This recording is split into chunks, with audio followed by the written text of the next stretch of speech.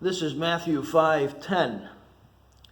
Blessed are those who have been persecuted for the sake of righteousness, for theirs is the kingdom of heaven. Folks, I have to confess, I don't like this beatitude. I've been putting off and struggling with gathering my thoughts about this beatitude. I know that in the Beatitudes, Jesus is flipping the world upside down, but this one seems so harsh to those who are paying the price for that flipping upside down.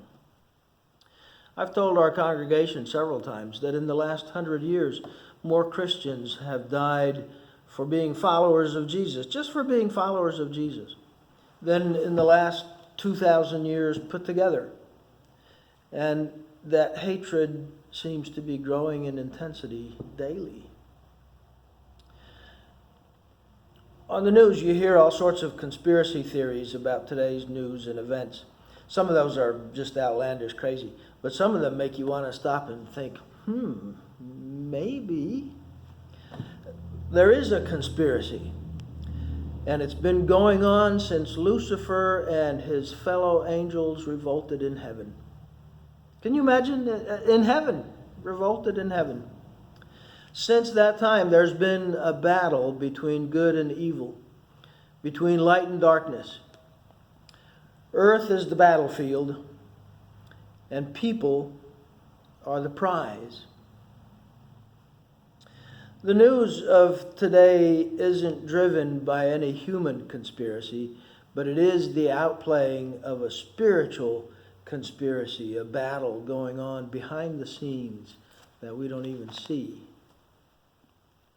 John 3, after verse 16, verse 19 says, "This is the judgment, that the light has come into the world, and men loved darkness rather than light, for their deeds were evil.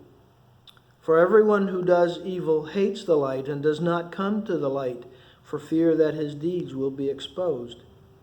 But he who practices the truth comes to the light, so that his deeds may be manifested as having been wrought in God." So the followers of Satan, whether they are conscious followers of Satan or whether they are unwittingly doing his bidding, they don't like to have their deeds exposed. And persecution reveals the reality of this battle. It reveals that there is a difference between those who dwell in the light and those who dwell in the darkness. So I understand that there will be persecution. What troubles me is Jesus' choice of words. Blessed.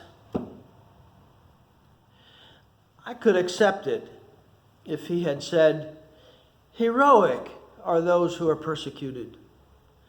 Honored are those who are persecuted. Valiant. Strong. Examples. Take them as examples. They are virtuous. But blessed? Happy? Fortunate? Blissful? That's what this word means.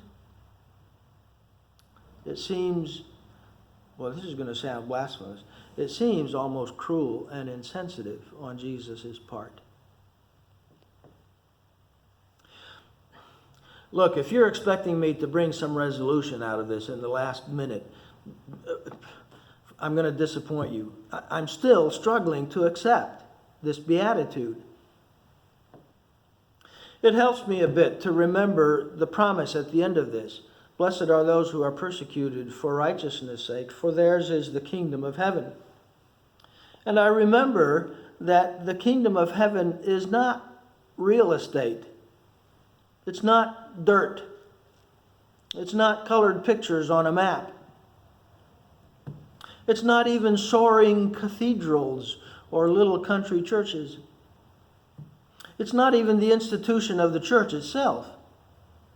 The kingdom of heaven is God's blood-bought, redeemed people who are living under the benevolent rule of the King of Kings. And if nothing else, persecution confirms that the persecuted are following the way of Jesus. Let's talk some more about that tomorrow.